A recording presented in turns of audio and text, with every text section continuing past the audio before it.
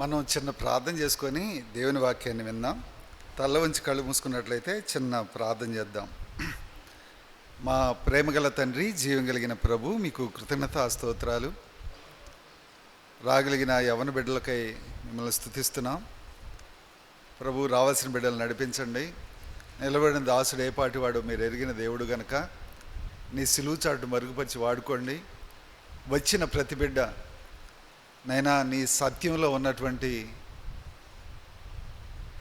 దీవెన, నీ సత్యంలో ఉన్నటువంటి మానవుల పట్ల మీ ఉన్నత ఉద్దేశాలు చక్కగా గ్రహించడానికి కావాల్సిన నీ పరిశుద్ధాత్మ నడిపింపు దయచేయమని మీ దయగలాస్తాలకు ఈ మీటింగ్ అంతటిని అప్పగించుకుంటూ యేసయ్య పరిశుద్ధమైన నామంలో ప్రార్థించి వేడుకుంటున్నాం తండ్రి, ఆమేన్.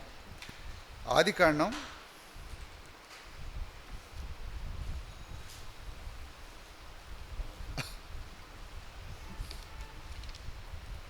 39వ అధ్యాయం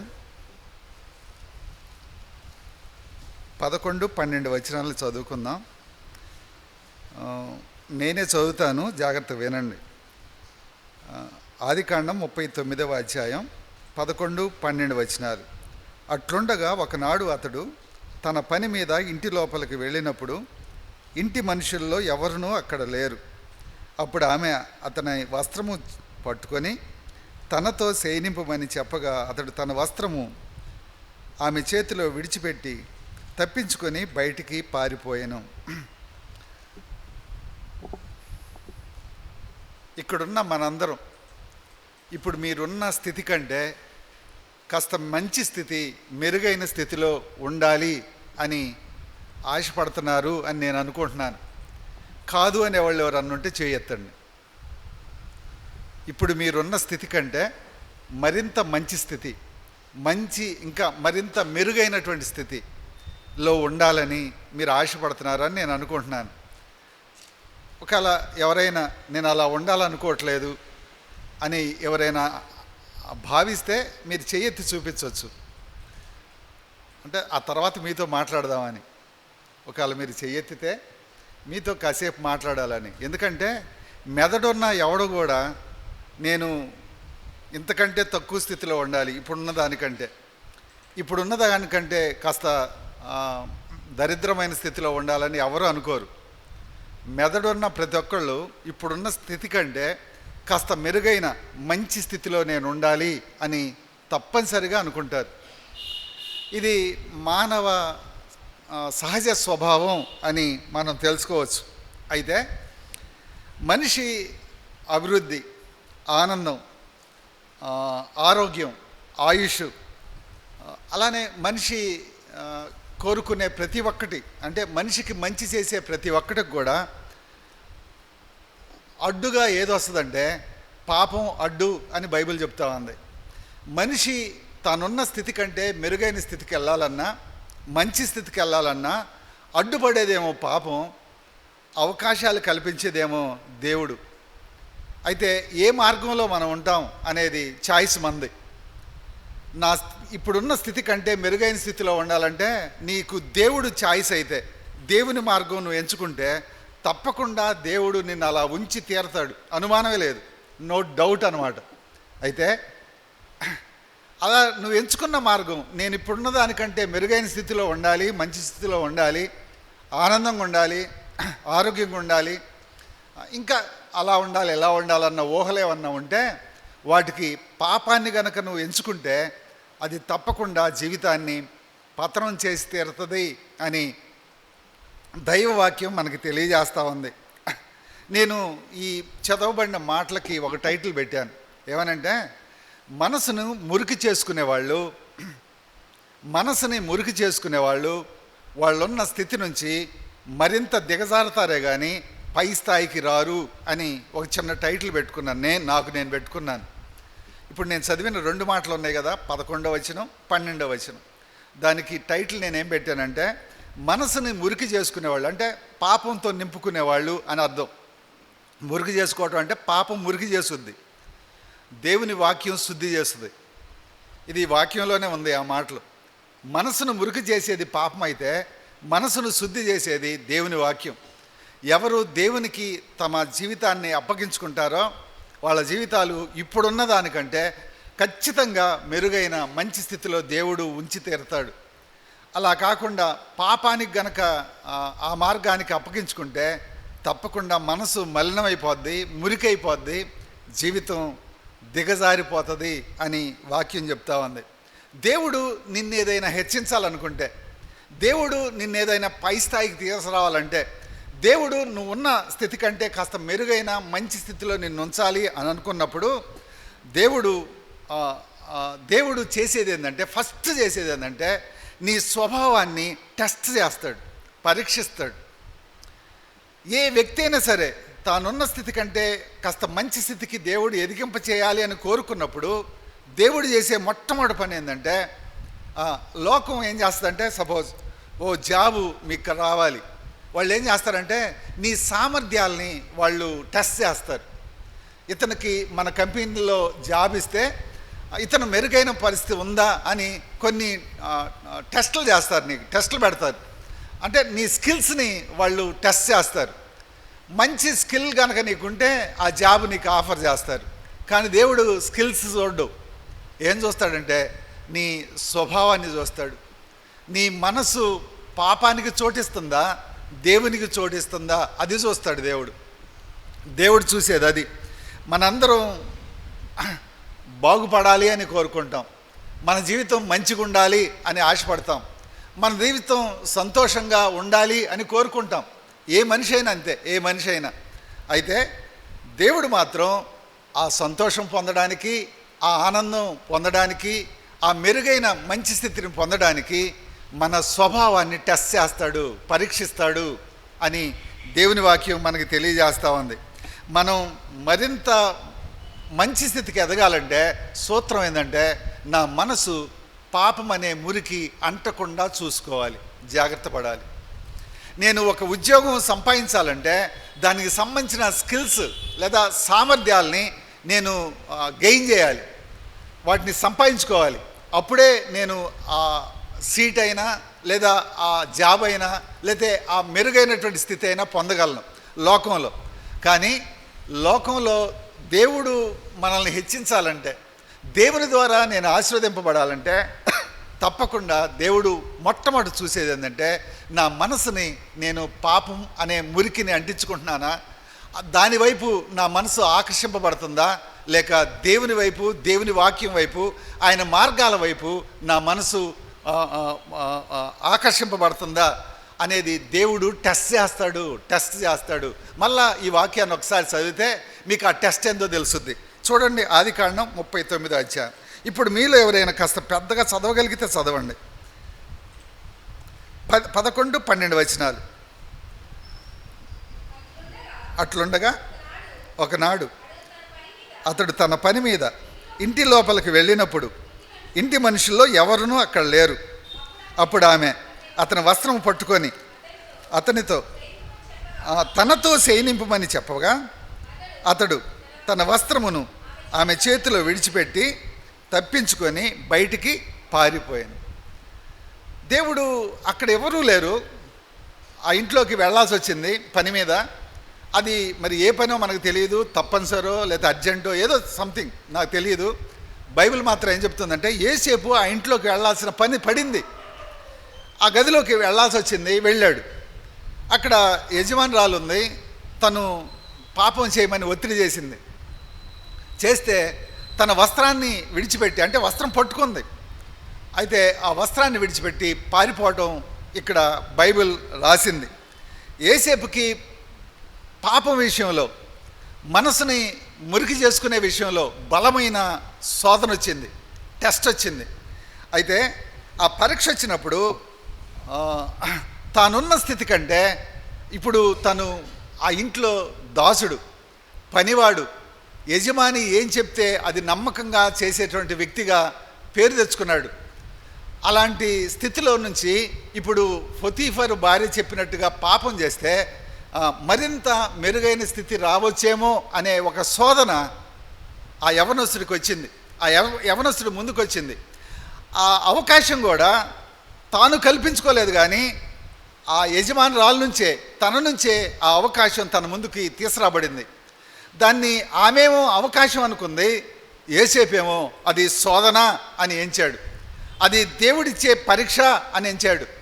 కనుకే పాపాన్ని చేయడానికి ఏమాత్రం సందేహించలేదు, అస్సలు అటు ఇటు ఆలోచించలేదు, కొద్దిగా కూడా అక్కడ నిలబడలేదు. అక్కడి నుంచి ఎంత తొందరగా పారిపోతే అంత మంచిదని చెప్పి పాపం నుంచి పారిపోయే ముందు ఒక అద్భుతమైన మాట అన్నాడు. ఏమనంటే, ఒకవేళ ఆవిడకి కూడా ఒక అవకాశం ఇచ్చాడు. ఆవిడేమో పాపం చేయడానికి అవకాశం ఇచ్చింది, మనసు మురికి చేసుకోవడానికి అవకాశం తీసుకొచ్చింది. అయితే యోసేపు ఒక అవకాశం ఇచ్చాడు ఆమెకు కూడా మాట్లాడి. ఏమనంటే, చూడండి ఆ మాట ఏముందో, 9వ వచనం.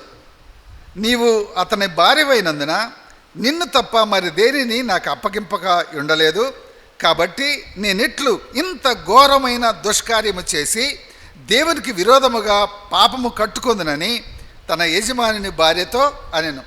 పాపం దేవునికి విరోధమైంది. పాపం దేవుని దృష్టిలో దుష్కార్యం, అది చెడ్డ కార్యం.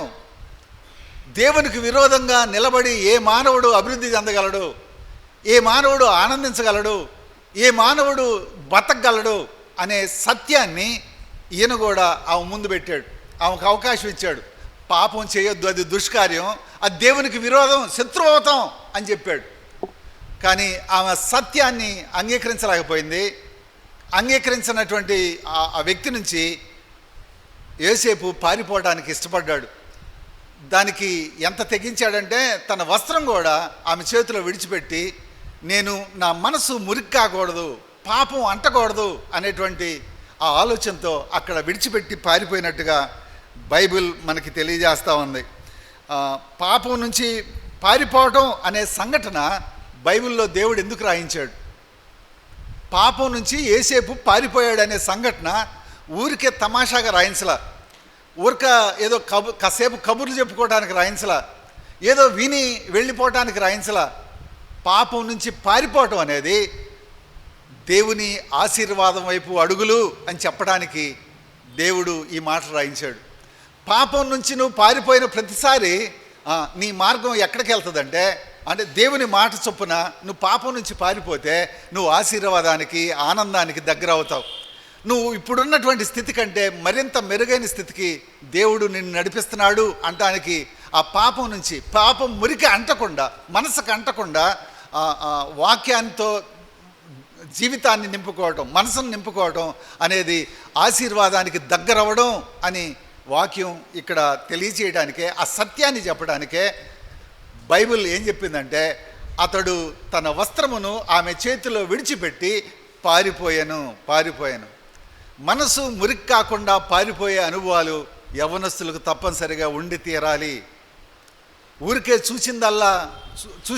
చూసిందల్లా ఆశిస్తే, లేతే వినిందల్లా ఇష్టపడితే, లేతే నచ్చిందల్లా కావాలనుకుంటే మనసు మురికి అవుతుంది, దేవుని టెస్టుల్లో ఓడిపోతాం. ఒకవేళ కష్టపడి సంపాదించుకున్న ఉద్యోగం ఉండొచ్చేమో, లేతే మనీ ఉండొచ్చేమో, లేదా ఇంకేవేవో ఈ లోక సంబంధమైన వస్తువాహనాలు ఉండొచ్చు. కానీ గుండెల్లో శాంతి ఉండదు, సమాధానం ఉండదు, నెమ్మది ఉండదు. ఎందుకు అంటే బైబిలే చెప్తుంది, దుష్టులకు నెమ్మది ఉండదు అని ఖచ్చితంగా రాయబడింది. అంటే చెడుని ఇష్టపడే వారికి, మురికిని అంటించుకునే వాళ్ళకి, పాపం వైపు ఆకర్షింపబడే వాళ్ళకి ఏముండదంట? నెమ్మది ఉండదు. డబ్బుతో నెమ్మది కొనుక్కోలేం, శాంతిని కొనుక్కోలేం, సమాధానాన్ని కొనుక్కోలేం. చెడును ఆశించే వాళ్ళకి నెమ్మది ఉండదు అని దేవుని వాక్యం మనకు చెప్తా ఉంది. దేవుడు నిన్ను హెచ్చించాలనుకుంటే, దేవుడు నిన్ను గొప్ప చేయాలనుకుంటే, దేవుడు మరింత మెరుగైన స్థానానికి నిన్ను నడిపించాలి అని అనుకుంటే తప్పక దేవుడు టెస్ట్ చేస్తాడు, పరీక్షిస్తాడు. ఎందుకంటే నీ తోటి వారికి, నీ ఇంటి వారికి, నీకు తెలిసిన వారికి, నువ్వున్న చుట్టూ ఉన్న సమాజానికి నిన్ను సాక్షిగా ఉంచాలి దేవుడు. యోసేపు గురించి ఎందుకు రాశాడు అంటే, మనకు దేవుడు యోసేపుని సాక్షిగా ఉంచాడు. పాపం నుంచి పారిపోయాడు. ఎక్కడికంటే ఫరోకి అధికారిగా ఉండడానికి దేవుడు నడిపించాడు. ఫరోకి అధికారిగా ఉండడానికి దేవుని ప్లాన్ అది. ఫరో ఇంటికి అధికారి కావాలి, ఐగుప్తుకి ఆ కరువులో ప్రపంచ ప్రజల్ని ఆదుకోవాలి.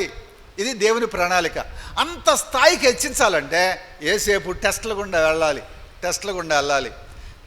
పాపం ఆకర్షిస్తుందా లేదా దేవుని వాక్యం ఆకర్షిస్తుందా?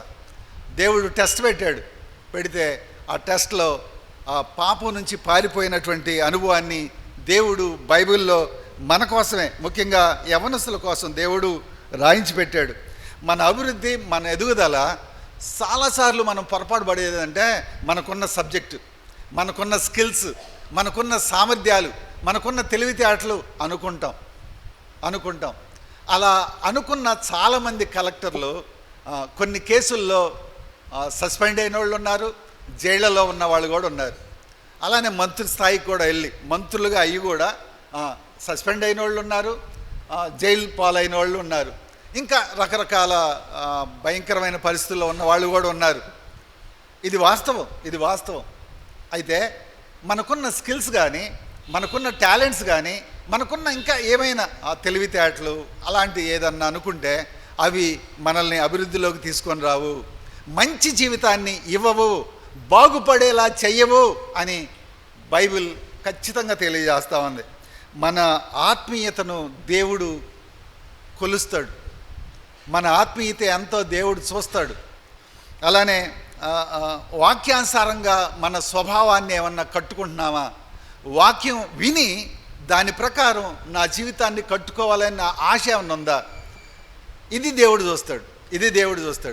ఏమండి, ఏదన్నా లెసన్ అన్నప్పుడు ఆ లెసన్లో ఏ క్వశ్చన్స్ రావచ్చు అని మీరు కొన్ని క్వశ్చన్స్ ప్రిపేర్ చేసుకొని చేస్తే ఆ లెసన్ మీకు చక్కగా అర్థమవుతుంది. దాంట్లో ఏ క్వశ్చన్ అడిగినా మీరు చెప్పడానికి ఈజీగా ఉంటుంది. అయితే దేవుని యొక్క వాక్యం నుంచి నీతో మాట్లాడుతూ ఉన్నప్పుడు, మీరు వింటూ ఉన్నప్పుడు ఆ వాక్యం మీ జీవితానికి ఎలా అప్లై చేసుకోవచ్చో కనుక ఆలోచించగలిగితే తప్పకుండా మీరు దేవుని మార్గంలో నడిచే అవకాశం ఉంది అని వాక్యం మిమ్మల్ని ప్రోత్సహిస్తూ ఉంది. యోసేపు ఐగుప్తుకు తీసుకురాబడిన తర్వాత మొట్టమొదట అంటే ఐగుప్తుకు వచ్చిన తర్వాత ఎక్కడి నుంచి, కనాన్ నుంచి వాళ్ళ నాన్నగారు, ఒరే షెకెములో అన్నలు ఉన్నారా, ఆహారం తీసుకెళ్ళా అన్నాడు. సరే మంచిది నాన్న అన్నాడు. వాళ్ళకి ఆహారం తీసుకొచ్చాడు. వాళ్ళు గుంట్లో పడేసిన తర్వాత వాళ్ళు ఆలోచించారు, అది గుంట్లో పడేస్తే ఏమొస్తుంది, వీడిని అమ్ముకుంటే కాస్త డబ్బులన్నీ వస్తాయని చెప్పి అమ్ముకున్నారు. అమ్ముకుంటే యోసేపు ఆ మిద్యానీయులు ఏం చేశారంటే ఇష్మాయేలుకి అమ్మారు. వాళ్ళు ఐగుప్తు సంతలో పొతీఫర్కి అమ్మేశారు. ఇప్పుడు పొతీఫర్ ఇంటికి వచ్చిన తర్వాత మొట్టమొదటి పరీక్ష ఏంటి అంటే, దేవుడు యోసేపు ముందుకు తీసుకొచ్చిన పరీక్ష, మనసుకి పాపం అంటించుకుంటాడా, మురికి అంటించుకుంటాడా లేదా. ఇది శోధన, ఇది పరీక్ష. ఈ పరీక్ష పొతీఫరు భార్య నుంచి వచ్చింది. అయితే పరీక్ష దేవుడు అనుమతించాడు. అలానే దానియేలు బబులోనికి తీసుకురాబడిన తర్వాత బానిసగా అక్కడ తను ఎదుర్కొన్న మొట్టమొదటి పరీక్ష ఏంటంటే భోజనం విషయంలో పవిత్రత. రాజు భోజనము భుజించి తన్ను అపవిత్రపరచుకొనకూడదని ఎంచి అని ఉంటుంది దానియేలు 1వ అధ్యాయం 8వ వచనంలో. అంటే పవిత్రత కొరకైనటువంటి పాపం మనసుకు అంటుకోనియకూడదు, మురికి అంటుకోకూడదు. నా మనసు దేవుని వాక్యంతో నింపబడాలి, దేవుని ఆలోచనలతో నింపబడాలి, దేవుని యొక్క కోరుకున్నటువంటి ఆయన చిత్తంతో నా మనసు నింపుకోవాలి అనే ఆశ దానియేలుకు ఉంది. అందుకే భోజనం విషయంలో కూడా రాజు అపవిత్రమైనటువంటివి కూడా తింటాడు కనుక రాజు బల్ల నుంచి వచ్చినటువంటి ఆ భోజనం తప్పకుండా అపవిత్రమైనటువంటి పదార్థాలు ఉంటాయి కనుక నేను వాటిని తిని నన్ను అపవిత్రపరచుకోకూడదు అని దానియేలు ఎంచాడు. యోసేపు ఐగుప్తుకు పోయిన తర్వాత మొట్టమొదటి పరీక్ష తన మనసుకి పాపం అంటుకునేటువంటి ఆ శోధన వచ్చింది, ఆ టెస్ట్ వచ్చింది, దేవుడు అనుమతించాడు. రెండవది దానియేలుకు కూడా బబులోను తీసుకుపోయిన తర్వాత తనకి మొట్టమొదటి పరీక్ష పవిత్రత గురించే వచ్చింది. అలానే బాలుడైన సమూయేలు షిలోహులో ఉన్నటువంటి ఆలయానికి వచ్చిన తర్వాత అక్కడ ఏలీ కుమారులు తన కళ్ళెదుటే ఆ స్త్రీలతో పాపం చేయడం, మురికి సంబంధమైనటువంటి పనులు చేయడం చూశాడు. అయితే తాను ఆ మురికిని అంటించుకోవడానికి ఇష్టపడలేదు. ప్రత్యేకంగా జీవించాడు సమూయేలు. ఇది బైబిల్ మన కోసం రాయించి పెట్టింది ఈ సంఘటనలన్నీ. అంటే మొట్టమొదట మన జీవితం అభివృద్ధి చెందాలి అంటే, లేదా మరింత మెరుగైన స్థితికి వెళ్ళాలి అంటే, మన జీవితం మంచిగా మారాలంటే, మనం బాగుపడాలంటే తప్పకుండా దేవుడు ఈ పరీక్షల గుండా జీవితాన్ని నడిపిస్తాడు. నా మనసుకి మురికి అంటించుకుంటున్నానా లేక వాక్యాంతో నింపుకుంటున్నానా దేవుడు చూస్తాడు. దేని ప్రకారం నేను నడుస్తున్నాను దేవుడు చూస్తాడు అని దేవుని వాక్యం చెప్తా ఉంది. కనుక యవనస్తులుగా మీ ఆలోచనలు, మీ అభిప్రాయాలు, మీ తలంపులు, మీ ఊహలు, మీ చూపులు, మీ ప్రవర్తనలో ఎక్కడా కూడా మురికి అంటించుకోబాకండి. పాపం జోలి పోబాకండి. పాపం నీ అభివృద్ధికి అడ్డు, పాపం నీ ఆనందానికి అడ్డు, పాపం నీ ఆయుష్కి కూడా అడ్డు, పాపం నువ్వు బాగుపడ్డానికి కూడా అడ్డు అని దేవుని వాక్యం చెప్తా ఉంది.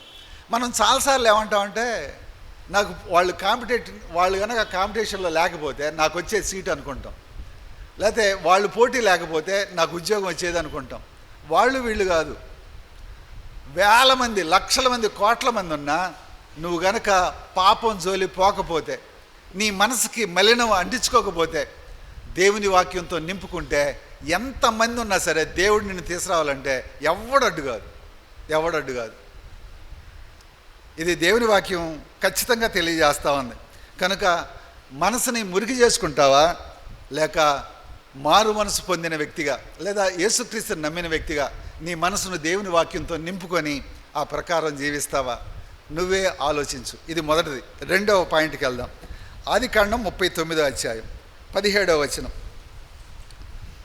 ఆదికాండం 39వ అధ్యాయం 17వ వచనం. అప్పుడు ఆమె తన భర్తతో ఈ మాటల చొప్పున చెప్పాను, నీవు మన యొద్దకు తెచ్చిన ఆ హెబ్రీ దాసుడు నన్ను ఎగతాళి చేయుటకు నా యొద్దకు వచ్చెను. నేను బిగ్గరగా కేక వేసినప్పుడు వాడు తన వస్త్రము నా దగ్గర విడిచిపెట్టి తప్పించుకొని బయటికి పారిపోయాను. కాబట్టి అతని యజమానుడు ఇట్లు నీ దాసుడు నన్ను చేసినని తన భార్య తనతో చెప్పిన మాటలు విన్నప్పుడు కోపముతో మండిపడి అతన్ని పట్టుకొని రాజు ఖైదీలు బంధింపబడు చెరసాలలో వేయించను. అతడు అక్కడ చెరసాలలో ఉండెను. ఇది రెండవ టెస్ట్ యోసేపుకి ఐగుప్తుకు వచ్చిన తర్వాత. ఏమండి, మీరు ఇందాక అన్నారు కదా, ఇందాక నుంచి మనసును మలినం చేసుకోకపోతే దేవుడు మరింత మెరుగైన స్థితిలో.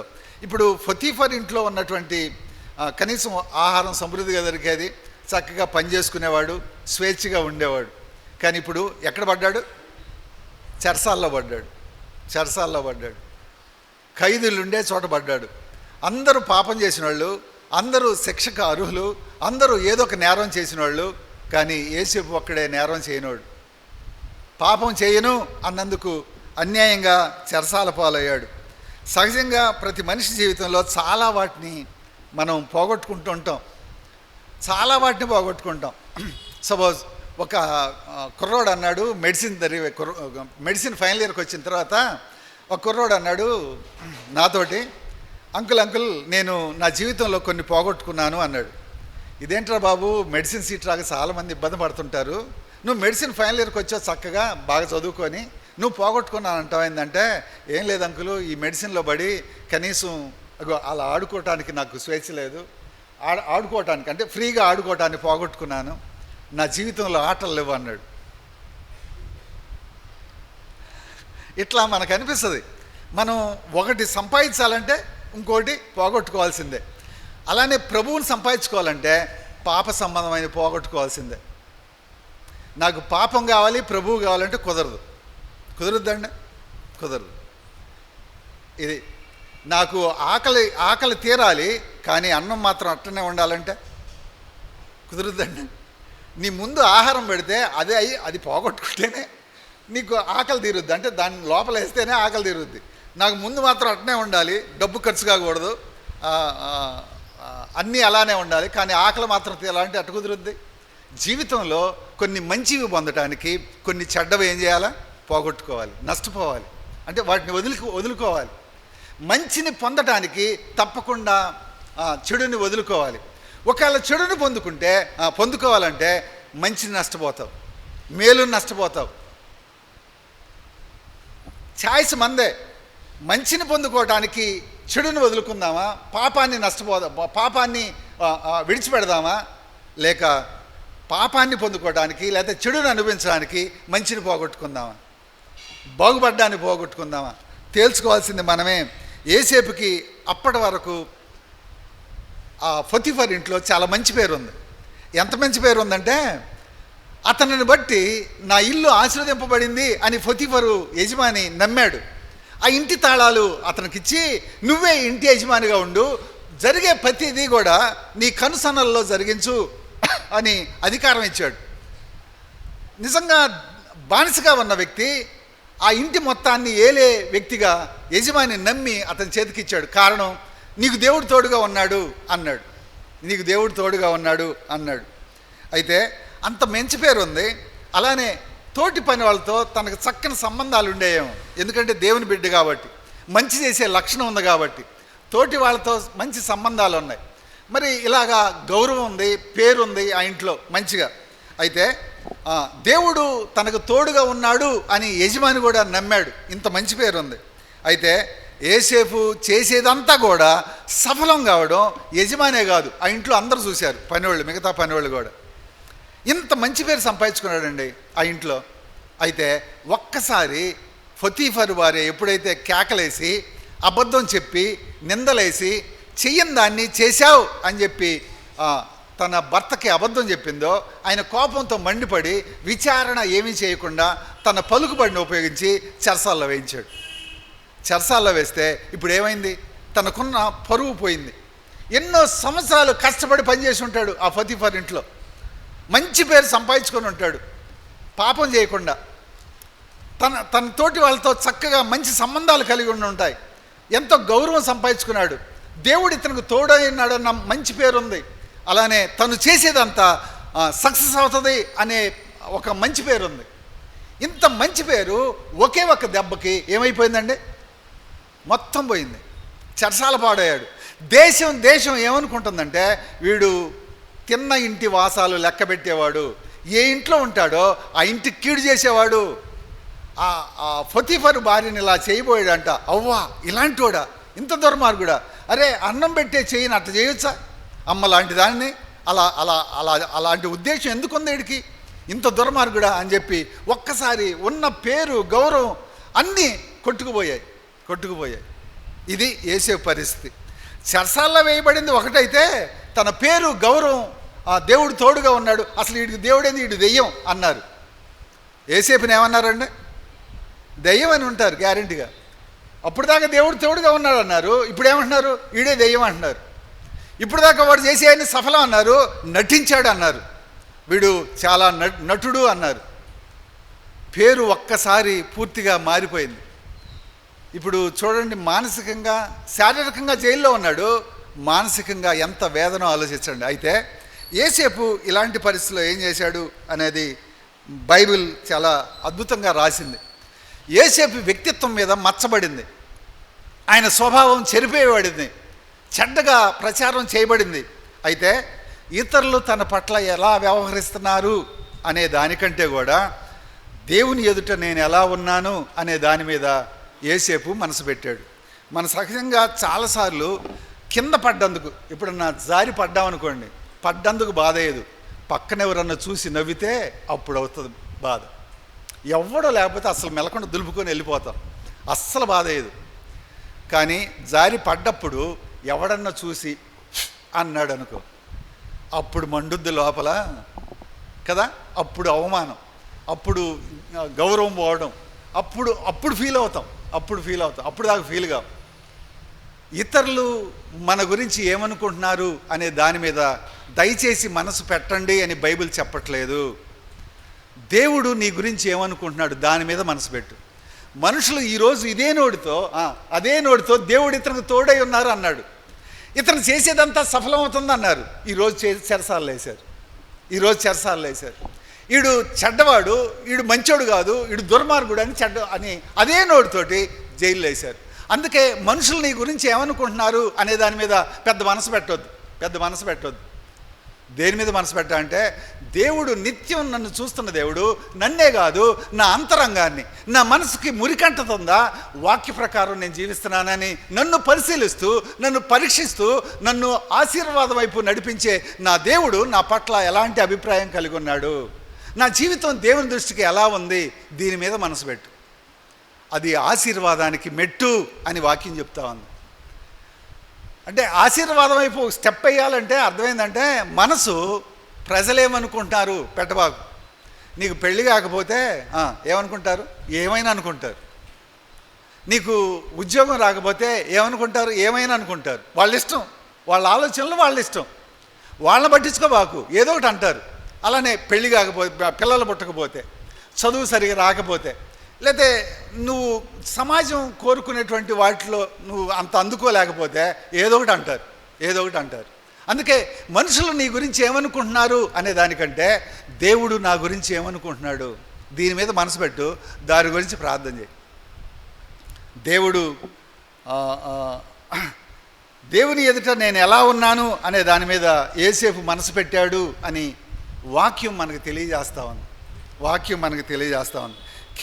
కేవలం మనుషుల నుంచి వచ్చే మెప్పు, గౌరవం, పేరు, ఘనత, వీటి మీద మనసు పెట్టిన వాళ్ళు చాలామంది నశించిపోయారు. ఇది మంచిది కాదు. మనుషులు నన్ను గౌరవిస్తున్నారా లేదా, మనుషులు నన్ను మంచిగా అనుకుంటున్నారా లేదా, మనుషులు నన్ను ఏదో గొప్పగా చూస్తున్నారా లేదా, ఘనత ఇస్తున్నారా లేదా, దీని మీద మనసు పెట్టకూడదు. ఇది బైబిల్ చెప్పే సత్యం. యోసేపు దాని మీద మనసు పెట్టలేదు. ఒకవేళ గౌరవం ఇచ్చారా, ఇవ్వని,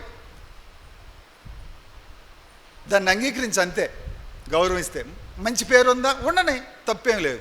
కానీ ఇస్తారా లేదా, గౌరవం ఇస్తారా లేదా, పేరు ఇస్తారా లేదా, ఘనత ఇస్తారా లేదా, నన్ను గొప్పగా చూస్తారా లేదా, దాని మీద మనసు అస్సలు పెట్టొద్దు. దేవుని నుండి కలిగే మెప్పు, గౌరవం, ఘనత అవి శాశ్వతమైనవి.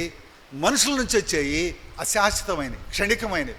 ఒక్క క్షణంలో అదే నోరు, అదే మనిషి మళ్ళా ఏమైనా మాట్లాడగలరు, ఏమైనా చేయగలరు. ఇది వాస్తవం. అంతెందుకండి, ఇంట్లో అమ్మ నువ్వు చక్కగా చదివి మంచి మార్కులు తెచ్చుకో, ఏమంటుంది, నా బిడ్డే బంగారమే అంటుంది. అదే ఏదన్నా పని చేస్తే నాకు కుదరదు, నాకు ఇప్పుడు చెప్పాకు అని కొద్దిగా ఇసుక్కో, మరి అదే నోరితే ఏమంటుంది, ఎప్పుడు ఇంతే ఈ పిల్ల టక్కన అనేస్తుంది. అవునా? అంటే పెద్ద తిట్టేం కాదు, అలా నువ్వు విసుక్కుంటే వాళ్ళు కూడా విసుక్కునే అవకాశం ఉంది. నోరు అంటే మనుషులు నీకేమిస్తారు అనేదానికంటే అది అశాశ్వతమైంది, క్షణికమైంది, పెద్ద దానికి పట్టించుకోని అవసరంలా. అయితే దేవుడు నీకిచ్చేది, నాకిచ్చేది శాశ్వతమైంది. దాని మీద దృష్టి పెట్టు. ఆదికాండం 41:42 నుంచి నేను చదువుతున్నాను. ఆదికాండం 41:42 నుంచి. మరియు ఫరో తన చేతినున్న తన ఉంగరము తీసి యోసేపు చేతిని పెట్టి సన్నప నార బట్టలు అతనికి తొడిగించి అతని మెడకు బంగారు గొలుసు వేసి తన 2వ రథం మీద అతను ఎక్కించెను. అప్పుడు వందనము చేయుడని తన ముందర జనులు కేకలు వేసిరి. అట్లు ఐగుప్తు దేశమంతటి మీద అతన్ని నియమించెను. యోసేపు పేరు భూమి మీద చెరిపివేయబడింది. ఇక మళ్ళీ ఆ పేరు, గౌరవం, దేవుడు ఇతనికి తోడై ఉంటాడు అనే, ఇతను చేసేదంతా సఫలం అవుతుంది అనే అంత మంచి పేరు మళ్ళీ సంపాదించుకోవాలంటే ఇక అది ఈ జన్మలో కుదరదు అనే పరిస్థితుల్లో ఉన్నాడు. చెరసాల్లో ఉన్నాడు. బయటికి తీసుకొచ్చేవాడు లేడు, ఈ నేరం చేయలేదు అని చెప్పేవాడు లేడు. అతనికి అరే నేనున్నా లేరా అని కథ సహాయం చేసేవాడు ఒక్కడు లేడు ఆ దేశంలో. అలాంటి పరిస్థితుల్లో బైబిల్ అతని గురించి ఏం చెప్తా ఉందంటే, తన పేరు, తన గౌరవం, తన ఘనత కోసం ఏమాత్రం ప్రజలు ఏమిస్తారు అనేది చూడకుండా నా ప్రభువే నాకు ఇస్తాడు అని ప్రభు వైపు ఆశ పెట్టుకున్నప్పుడు, తన మనసంతా దేవునితో నింపుకున్నప్పుడు దేవుడు అతనికి ఎంత ఘనత ఇచ్చాడో ఈ మాటలు తెలియజేస్తూ ఉన్నాయి. పరిశుద్ధత కోసం నిలబడినటువంటి యోసేపుకి దేవుడు ఫరో ఉంగరాన్ని పెట్టు అన్నాడు. ఫరో తన ఉంగరం ఎవడికి పెడతాడండి? ఫరో ఉంగరం అంటే మాటలు కాదు, అది అధికార ఉంగరం. దాంతో ఒకటి మాట రాసి ఇట్లా ముద్ర వేస్తే చట్టం అయి కూర్చుంటుంది, ఇంకంతే. ఫరో ఉంగరం ఎలా వస్తుందండి యోసేపుకి? పరిశుద్ధతకి నిలబడినటువంటి యోసేపు చేతికి దేవుడు ఏమన్నాడు ఫరోతో? రేయ్ ఉంగరం తీసాడు పెట్టు అన్నాడు. ఆ మనసులో తలంపు ఎవరిచ్చారు ఫరోకి? దేవుడిచ్చాడు. యోసేపు ఏమన్నా అడిగాడా? దానికోసం ఏమన్నా పాకులాడా? ఆ నలుగురు కలిసి అరే కత్తి నా పేరు చెప్పండి రా, ఆ ఉంగరం నాకు ఏమని అన్న అడిగాడా? మనుషులు ఎందుకో వాటి కోసం వీటి కోసం వాళ్ళ మీద వీళ్ళ మీద వద్దు, మనుషులు కాదు, దేవుని మీద ఆధారపడు. దేవుడు నీకు ఏది కావాలో ఆయన ముందుగానే సిద్ధపరిచాడు. నీకు నాకు అవసరమైన దేవుడు ఏం చేశాడండి? ముందుగానే నువ్వు పుట్టక ముందే నీ కోసం సిద్ధపరిచిన దేవుడు. ఈ దేవుడు నీకు ఇవ్వకుండా ఎందుకుంటాడు అంటే, ఒకటే పాపం అనే మనసును మలినం చేసుకోవడం, మురికి చేసుకోవడం, లేదా పాపం చేసే అవకాశాలు ఈ లోకం మన ముందు ఉంచినప్పుడు ఆ ఆకర్షణలకి రకరకాల అందమైన వాటికి మనం లోబడకుండా ప్రభు వైపు మనం ఉండగలిగితే, మన మనసును దేవుని వాక్యంతో నింపుకోగలిగితే, పరిశుద్ధంగా జీవించడానికి ఇష్టపడితే దేవుడు ఫరో ఉంగరానే కాదు ఇంకా ఏదైనా సరే నీ కోసం సిద్ధపరిచిన దేవుడు ఇస్తాడు అని వాక్యం చెప్తా ఉంది. రెండవది, పాపం దేవునికి విరోధం అని తన వస్త్రాన్ని విడిచి పారిపోవడానికి ఇష్టపడినటువంటి యోసేపుకి ఫరో ఏం చేశాడంటే సన్నపు నార వస్త్రాలు, అంటే రాజులు ధరించే వస్త్రాలని ఎవరికి ఇచ్చాడు? ఇప్పుడు పనివాడికి ఏ వస్త్రాలు ఉంటాయండి? పనిచేసేవాడికి మీరు అక్కడ లాడ్జ్ సెంటర్లో చూడండి, నడుముకు చుట్టుకొని లేదా తలకు చుట్టుకొని ఉంటారు వస్త్రాలు. ఎందుకంటే చెమట పట్టినప్పుడు కత్తుడుచుకోవడానికి కదా, కాళ్ళు చేతులు కడుక్కోవడానికి ఆ వస్త్రం ఉపయోగపడుతుంది. అలానే యోసేపు పనివాడి వస్త్రాన్ని వదిలిపెడితే దేనికి? పాపం చేయనని పనివాడు వస్త్రం వదిలిపెడితే దేవుడు ఫరో చేత ఏం చేశాడు?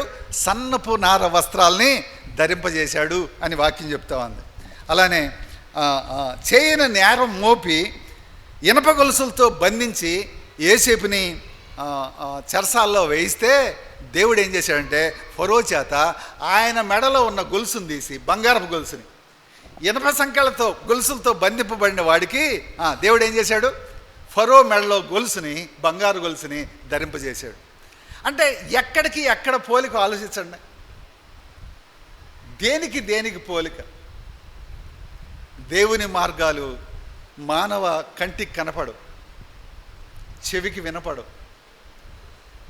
దేవుడు వాక్యంలోంచి అద్భుతమైన సత్యాలు మన కోసం రాయించాడు. అలానే అన్యాయంగా చెరసాల్లో పడవేయబడ్డప్పుడు చెరసాల్లో ఆయన తోసేశారు, బొండ వేసి బిగించారు. జనమంతా ఏమని కేకలేశారంటే వీడు పాపి అని కేకలేస్తే ఇప్పుడు ఫరో ఏం చేశాడంటే తన రెండవ రథం మీద, అంటే ఫరో ఎక్కే రథం రాజు రథం, అది ప్రత్యేకం. అయితే రెండవ రథం, ఇక ఆ దేశంలో రాజు తర్వాత ఉన్న రథాన్ని యోసేపుని ఎక్కించి జనమంతా ఆయన చెరసాల్లో పడేటప్పుడు పొతీఫర్ వారి కేకలేసింది కదా, ఈడు పాపి, ఈడు దుర్మార్గుడు, ఈడు నన్ను అట్ట చేయబోయే, అన్ని అబద్ధాలు కేకలేసింది. అవునా? అది జనమంతా నమ్మారు. ఇప్పుడు ఫరో ఆ దేశ ప్రజలను అంటున్నాడు, కేకలేయండి, జయధ్వానాలు చేయండి. ఎవరికి? యోసేపుకి. ఎక్కడ అవమానం జరిగిందో, ఎక్కడ సిగ్గుపడే పరిస్థితి వచ్చిందో, ఎక్కడ పరువు పోయిందో, ఎక్కడ పేరు పోయిందో, ఎక్కడ గౌరవం మంట కలిసిందో, ఎక్కడ యోసేపుని పాదాల కింద అణగదొక్కారో అక్కడ దేవుడు ఏం చేశాడంటే ఎత్తాడు. ఎంత ఎత్తండి చెప్పండి. ఇప్పుడు పొతీఫరు భార్య ఎక్కడుండి ఉంటుందో ఆలోచించండి మీరు. ఆమె స్థానం ఏంది? యోసేపు సెలవు లేక ఆ దేశంలో ఎవడు కూడా చెయ్యెత్తి నోటి దగ్గర ముద్ద పెట్టుకోలేడు. అన్నం తినాలంటే యోసేపు సెలవు ఉండాలి. ఇప్పుడు పొతీఫర్ భార్య సంగతి ఎందుకు చూడండి. మనుషులు తాత్కాలిక విజయాలు పొందొచ్చు, కానీ మనసు దేవుని మీద నిలిపి మురికి అంటనేయకపోతే, పాపం జోలి పోకపోతే, మనుషుల్ని కూడగొట్టుకొని వాళ్ళ ద్వారా ఏదో చేయాలనుకోకుండా ప్రభు వైపే చూడగలిగితే ప్రభు తప్పకుండా హెచ్చిస్తాడు. ఒకరోజు హెచ్చిస్తాడు. మనసు మలినం చేసుకోకూడదు. మురికంటనేయకూడదు. పరిశుద్ధంగా జీవించాలి అని దేవుని వాక్యం మనకు తెలియజేస్తూ ఉంది. ఆ ఐగుప్తులో అబద్ధపు కేకలతో చెరసాల పాలైనటువంటి యోసేపు ఇప్పుడు నిజంగా సత్యంగా జయ ధ్వానాలతో ఆ దేశం దద్దరిల్లింది. యోసేపు జయ ధ్వానాలతో. అలా దేవుడు మాత్రమే చేయగలడు. ఎంత ఘనత, ఎంత గౌరవం, ఎంత పేరు దేవుడు యోసేపుకి అనుగ్రహించాడు. ఊహకు కూడా అందదు. నిజానికి యోసేపుకి ఊహల్లో కూడా లేదు. ఉందండి ముందు తెలుసా ఏమన్నా యోసేపుకి ఇలా నేను అవుతానని? అలానే నీకు నాకు కూడా రేపేమవుతామో తెలియదు. వాస్తవా కాదా? రేపంటే నేను రేపే అని చెప్పట్లా, భవిష్యత్తు అని నా ఉద్దేశం. భవిష్యత్తులో మనం ఏమవుతాం అని మనకు తెలియదు. కానీ దేవుడు అద్భుతమైన దేవుడు. దేవుడు అద్భుతమైన దేవుడు. నేను పాపం అంటని జీవితం నా మనసుకు కూడా, నా మనసులో సైతం, నా అంతరంగంలో సైతం పాపానికి చోటు ఇవ్వకుండా నేను జాగ్రత్త పడి వాక్యానికి చోటిచ్చి వాక్య ప్రకారం జీవించగలిగే అది ఆ ఆశ, ఆ ఇష్టం, ఆ ఆలోచన నాకుంటే, ఆ ప్రవర్తన నాకుంటే నీ అభివృద్ధిని భూమి మీద ఎవడు అడ్డుకోలేడు. ఇది యోసేపు జీవితం. మనకు సాక్ష్యం చెప్పడానికి యోసేపు జీవితం గురించిన మాటలు బైబిల్లో దేవుడు రాయించి పెట్టాడు. ఊరక రాయలా, ముచ్చట చెప్పుకోవటానికి రాయలా, కాసేపు యూత్ మీటింగ్లో బాగానే ఉంటుందండి అనుకోవటానికి రాయలా. ఇది సత్యం, ఇది జీవిత సత్యం.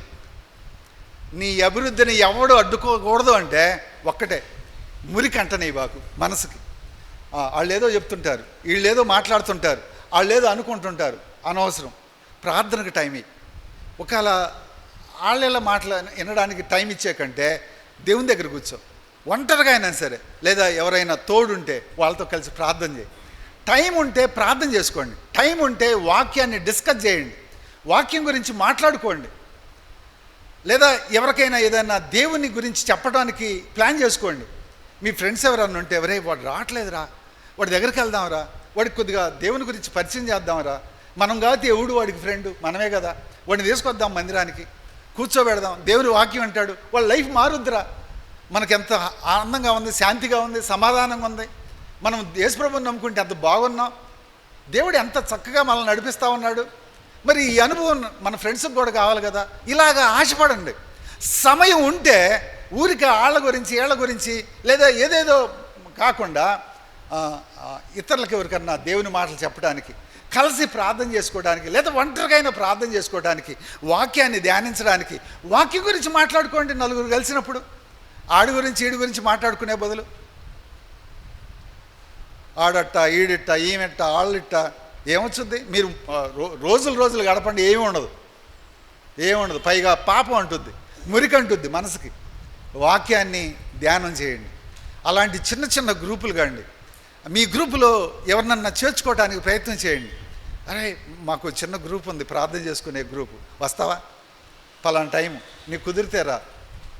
అట్లా మాట్లాడుకోండి. బాయ్స్ గర్ల్స్ వేరువేరుగా అట్లా మంచి టీమ్గా అండి. మీరు దేవుని టీం అన్నమాట. మీరు దేవుని టీం. నిజంగా నాకు ఈరోజు ఈనాడు పేపర్లో ఒక ఫోటో చూశాను. ఏమనంటే తమిళనాడు ముఖ్యమంత్రి జోసెఫ్ విజయ్, ఆయనకి ఒక ఆయన క్రికెట్ బ్యాట్ బహుమానంగా ఇచ్చాడు. దానికి క్రికెట్ బ్యాట్ ఇస్తే ఏంది గొప్ప అంటే దాని మీద కోహ్లీ సంతకం ఉందంట. మీరు ఊహించండి, కోహ్లీ ఎక్కువ, ఒక ముఖ్యమంత్రి ఎక్కువ, మరి ఇతనికి బహుమానం ఏంటి? నాకు అనిపించింది అట్లా. నిజంగా దేవుని బిడ్డలకి వాళ్ళు అంటే నీవు నేను దేవుని బిడ్డలుగా ఉంటే లోకం మనకివ్వడం కాదు, మనం లోకానికి ఇస్తాం. యేసేపుకి లోకం ఏమివ్వలా, లోకానికి యేసేపు ఇచ్చాడు. అలా ఆ స్థాయిలో దేవుడు యేసేపుని ఉంచాడా లేదా చెప్పండి. అంటే ఐగుప్తు దేశానికి యేసేపు చేసింది ఎక్కువ, ఇచ్చింది ఎక్కువ. ఐగుప్తు యేసేపుకి చేసింది ఎక్కువ, ఇచ్చింది ఎక్కువ. ఏది ఎక్కువ అండి? యేసేపే ఆ కరువులో వాళ్ళందరూ చనిపోకుండా ఏం చేశాడు? కాపాడాడు. అంటే దేవుడు ఆ తెలివితేటలు కానీ అదంతా దేవుడు యేసేపుకు అనుగ్రహించాడు.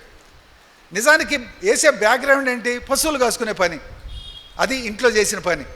ఒక పశువులు కాసుకునేవాడు ఫరో ఇంటికి అధికారి అయ్యాడు.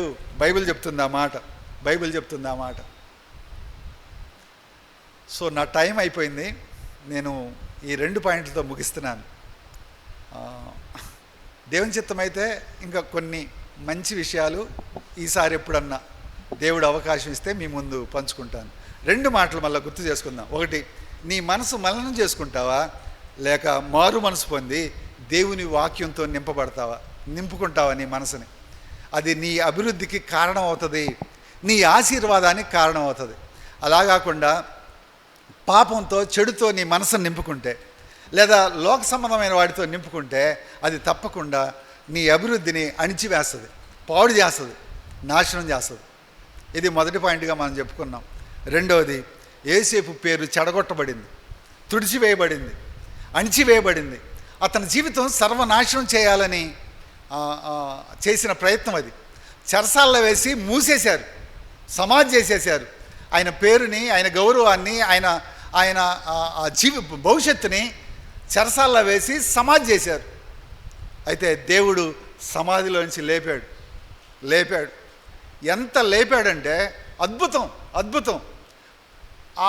ఆ దేశం మాత్రమే కాదు, ప్రపంచం అంతా ఆహారం కోసం యోసేపు అయ్యా అనేలా చేశాడు. అందరికీ దిక్కయ్యేలా చేశాడు దేవుడు. మరి ఎలా ఉంటావు నీ జీవితంలో? మనుషుల మెప్పు, గౌరవం, గుర్తింపు, ఘనత ఇవి కావాలా? దేవుడు నీ పట్ల ఏ ప్రణాళిక కలిగి ఉన్నాడో దేవుని వైపు చూస్తూ ఆయన ఇచ్చే పేరు, ఆయన ఇచ్చే ఘనత, ఆయన ఇచ్చే గౌరవం, ఆయన ఇచ్చే స్థానం, అవి శాశ్వతమైనవి. ఆయన ఇవ్వాలి, మనం సాధించుకోవటం కాదు. నేను అది సాధిస్తా, ఇది సాధిస్తా చెప్తుంటారు కదా చాలామంది, మైక్లో చెప్తుంటారు. నీకు 598 వచ్చినాయి, మరి నువ్వేం సాధిస్తావు చెప్తారు, చాలా చెప్తారు. ఆ తర్వాత వాళ్ళ జీవితాలు చూడండి ఎలా ఉంటాయో. నిజానికి ఇంతమంది 10th 598 లేకపోతే ఇంకా అట్లా ఇంటర్లో అట్లా సాధించుకునే వాళ్ళు ఇప్పుడు ఎంతమంది ఉంటారు? మరి వాళ్ళందరూ దేశాన్ని ఇప్పటికి ఏం చేయాల్సి ఉంది నిజానికి? మరి ఏమయ్యారు వాళ్ళందరూ? మైకుల్లో చెప్పడానికే ఉపయోగపడతారు అంతే. ప్రభువుకు హత్తుకోనోళ్ళు, దేవుని మార్గంలో లేనోళ్ళు, మనసులో దేవుని వాక్యం నింపబడినోళ్ళు, వాక్యానుసారంగా జీవించిన వాళ్ళు ఎదగరు. ఎదిగాం అనుకున్నా అది అల్పకాలమే, క్షణకాలం, అంతే, క్షణకాలం. ఆ తర్వాత ఏమవుతారో తెలియదు. కానీ దేవుని నమ్ము, దేవుడు హెచ్చిస్తాడు. ఆయన హెచ్చిస్తే ప్రపంచం మొత్తం ఎదురు తిరిగినా ఒక్కడ కూడా ఏమీ చేయలేడు. అలా కాకుండా ప్రపంచం మొత్తాన్ని నీ అంట ఉన్నా దేవుడు గనక, నువ్వు పాపంతో నింపబడి ప్రపంచం అంతా నీ వైపు ఉన్నా దేవుడు గనక నీ పక్షాన లేకపోతే నువ్వు ఏమీ చేయలేవు. ఇది దేవుని వాక్యం చెప్తా ఉంది. తల్ల వంచండి, ప్రార్థన చేసుకుందాం.